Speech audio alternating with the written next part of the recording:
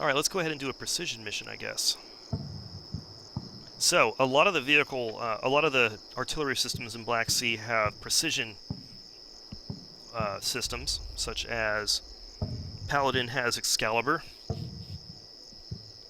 Yeah, so people are asking why there's no MLRS. Well, there's a couple of reasons.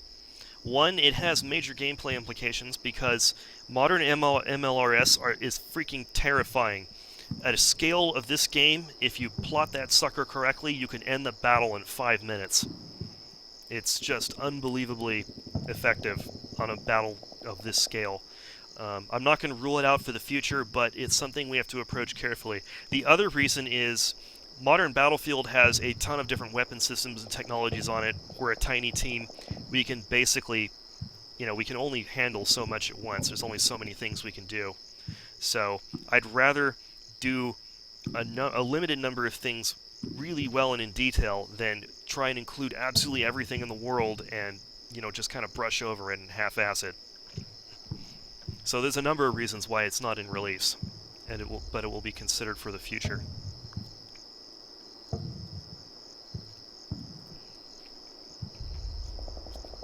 Okay, anyways, back to precision missions. So, Black Sea, a lot of artillery has precision ammunition. American 155mm artillery has it. Russian and American 120mm mortars have it. Russian, Ukrainian 152 and 122mm artillery have it. What these are is, instead of doing the normal call for fire where you do a spotting phase and some rounds land and then you do a whole barrage, a precision mission, each gun only shoots one round, there is no spotting phase, and it instantly lands. It hits with no spotting phase at all, one round immediately, and it should hit with very high accuracy. High enough accuracy that it should hit a vehicle directly. Polov's rockets in World War II and rockets in this game are just completely different things. They are night and day difference between them.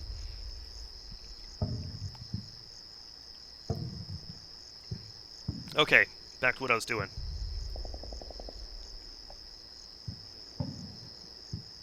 So, with a precision mission, you have to do a point target. Right? You can't do area target, can't do linear target, it has to be a point target. So for example, let's pick this vehicle here. This tank that's sitting here. We're going to attack this tank. And down here, if it has it available, you'll see precision down here.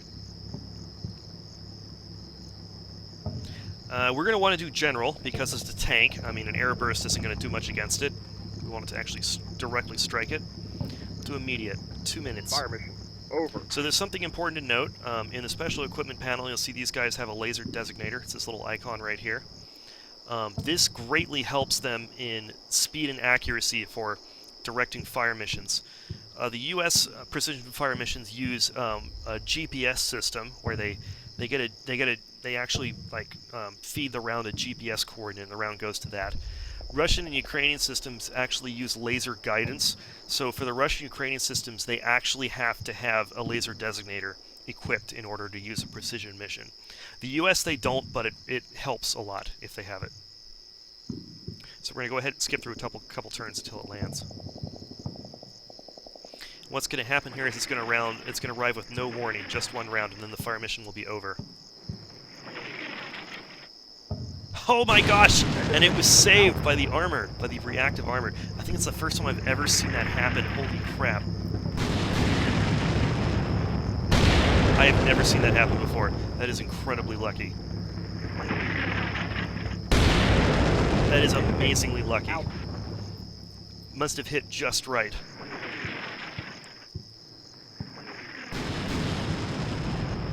Okay, let's do another round, because I want to see something explode. That was very anticlimactic.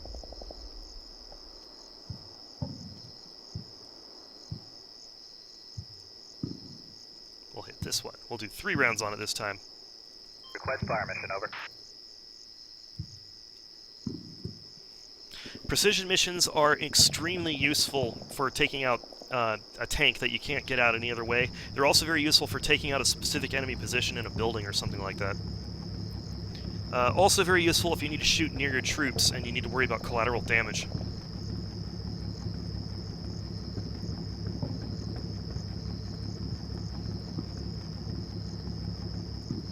All right, Roger. fire mission. Fire for effect. Yep. Okay, so rounds in the air. It's going to arrive any time now.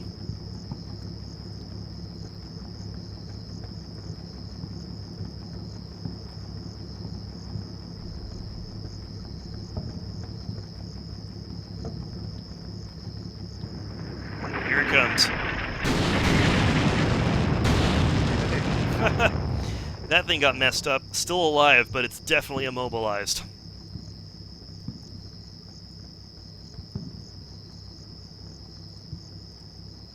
I don't think any of those got quite a direct hit right on the top of the vehicle. Definitely messed up, though. That vehicle is probably combat ineffective.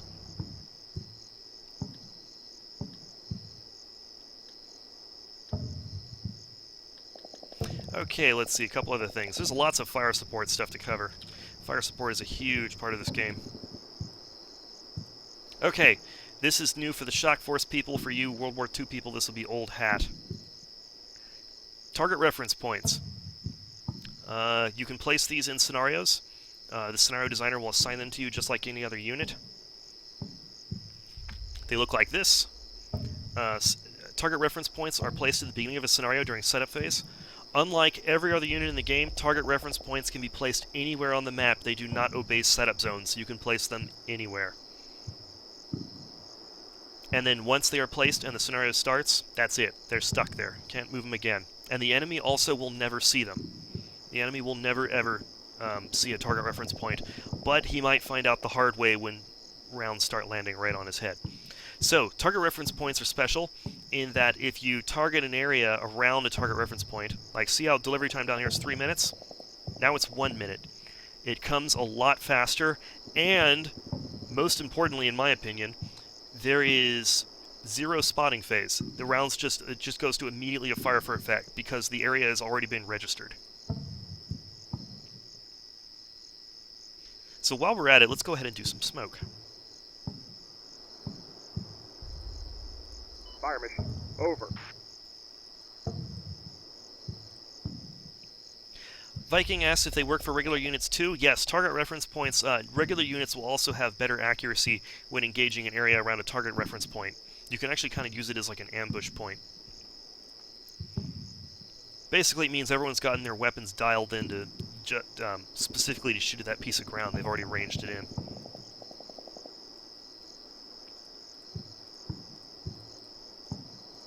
So you guys are probably all familiar with smoke. It's pretty self-explanatory. The smoke missions make smoke. I mean, what else is there to say? Some things you want to keep into mind is the direction of the wind. The smoke, in this case, I think it's, if you look at the trees, there's not much of a wind. You can also check out wind by going into conditions. Wind, light from the south, so not much wind. The smoke will shift with the wind, so you definitely want to take into consideration where the wind is going. You can see it's starting to drift to the south. I think it's the south. Not quite. It's actually going its own way. Some other notes about smoke. Let's see. What else? Smoke is still dangerous to units nearby. You don't want to call it right on top of your own friendly troops. It will hurt and kill them. It is still very dangerous. Smoke will not stop thermals. Thermals can... Well, okay. Thermals can stop smoke... Wow, I just completely butchered that sentence.